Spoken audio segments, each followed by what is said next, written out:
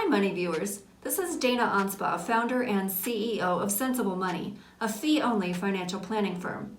I'm here today to talk to all of you who were thinking about retirement when COVID-19 hit. You're probably wondering, should you delay retirement? Keep in mind, we all have different values about trading time for money, so the right decision for you may not be the right decision for your neighbor. One person may be willing to work longer if that means that they can maintain a higher standard of living in retirement. The next person may happily reduce expenses if that means they can retire tomorrow.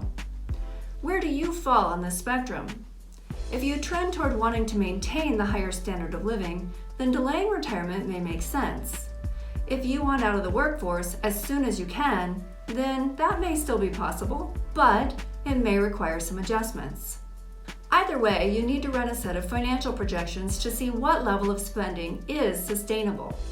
The question you want to answer when you run this analysis is, if you retire as planned, can you maintain your desired level of spending throughout retirement? If yes, then you may not need to delay. But if your projections show that you might come up short, you need to start thinking about what adjustments you might be willing to make. For example, many of us are spending less on travel and entertainment and eating out right now. Would you be able to continue a lower level of spending even after social distancing abates? If you want to exit the workforce as soon as possible, is this type of an adjustment worth it? That's the question you need to answer. In addition, think about what else may have changed. Do you have any new financial obligations? Perhaps a spouse that was planning to work longer, but now they're unemployed, or an adult child who's out of work and you'd like to help. Working longer can put you in a financial position where you can help other family members if desired. Another question to ask is, will you have to sell investments while they're down in value? We all get concerned when the markets go down, but the truth is, the only thing that matters is what an investment is worth when you sell it.